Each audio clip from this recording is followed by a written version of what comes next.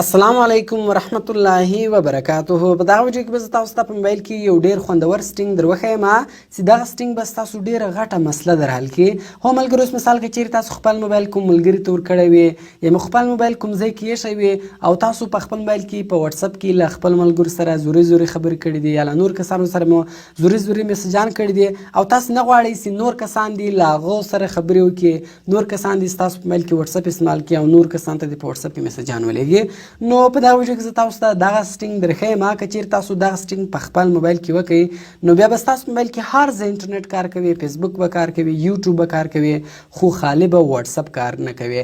نه به له هغې خوا تاسو ته څوک میسجان رالیږلی شي، نه به له دې خوا څوک میسجان ستاسو په واتساپ باندې لیږلی شي.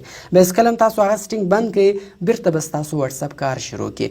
نو ډېر زوري او ډېر خوندور سټینګ ده. ویډیو تر اخره پورې وګورئ او ویډیو له خپلو دوستانو سره خامخا شیر کړئ تر څو هغه هم له دې څه فایده واخلي او د داسې نور ښایسته ویډیوګانو لپاره د موږ چینل سبسکرایب کړئ، ځکه موږ هره ورځ دغه رقم ښایسته ویډیوګانې په خپل چینل کې اپلوډ کوو. نو زه د ویډیو په طرف ویډیو شروع کوو. نو ګور ملګرو، تاسو کتلی شئ چې دلته موږ سره د موبایل ډیټا آن ده، یعنی انټرنیټ کنکشن فل کار کوي. زه راځم واتساپ خلاص کوم او دلته یو نمبر ته میسج لیږم او ګورئ چې فلحال موږ سره واتساپ کار کوي که نه کوي.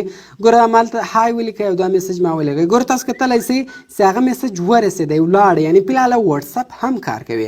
نو زه راځم اوس د واتساپ انټرنیټ کنکشن وربندوم چې نه د واتساپ د کار نه وکړي موږ په موبایل کې، نه د له دې خوا څوک میسج په لیږلی شي او نه د له هغې خوا څوک میسج موږ ته په واتساپ باندې رالیږلی شي، یعنی د واتساپ انټرنیټ کنکشن وربندوم. نو دې لپاره به تاسو په خپل موبایل کې یو اپلیکیشن را ډاونلوډ کړئ. د دغه اپلیکیشن نوم ده پیوسیټ او د دغه اپلیکیشن ډاونلوډ لینک ما تاسو ته د ویډیو په ډسکرپشن کې درکړی ده. نو دغه اپلیکیشن تاسو له هغه څخه په ډېرې اسانۍ سره ډاونلوډولی شئ.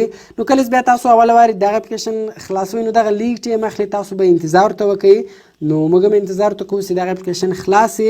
کله چې بیا اوله وار دغه اپلیکیشن خلاص شي نو دغه دوه اپشنان راځي. ګوره په دې کې یو د پیوسیټ او یو میټینګ موډ. نو په دغه اول پیوسیټ باندې به تاسو کلیک وکئ. کله چې تاسو په دغه بټن باندې کلیک وکئ نو یو بل سټینګ لا درڅخه غواړي. ګوره دلته راله اکټیویټ، فلحال دغه بند ده، یعنی فلحال د واتساپ انټرنیټ کار کوي. نو زه غواړم د واتساپ انټرنیټ کار وربند کړم، نو دغه به آن کړئ. کله چې تاسو دغه اپشن دلته آن کړئ، ګوره تاسو کتلی شئ سمپله دلته ګوره دا اوس آن سو اپ اکټیویټینګ. ګوره زموږ سره اپ اوس اکټیویټ سو. ګوره واتساپ ویل ناټ هیو انټرنیټ کنکشن.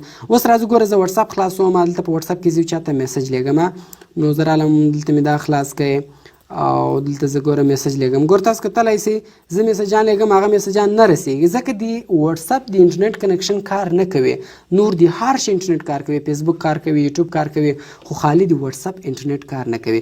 نه به له هغې خوا تاسو ته څوک میسج رالیږلی شي، نه به تاسې ورلیږلی شئ. نو کوم چیرې بیرته د سموئ، یعنی بیرته هم دا رقم کوئ چې واتساپ د کار وکړي، سمپله به بیا تاسو دغه اپلیکیشن خلاص کړئ. کله چې تاسو دغه اپلیکیشن خلاص کړئ دغه به تاسو آف کړئ.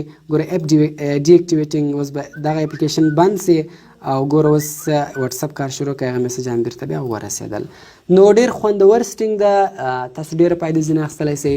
کوم چیرې ویډیو خوښ شوي ویډیو در سره لایک کړئ، له خپل ملګرو سره خامخا شیر کړئ او د داسې نورو ښایسته ویډیوګانو لپاره زموږ چینل سبسکرایب کړئ، ځکه موږ هره ورځ دغه رقم ښایسته ویډیوګانې په خپل چینل کې اپلوډ کوو.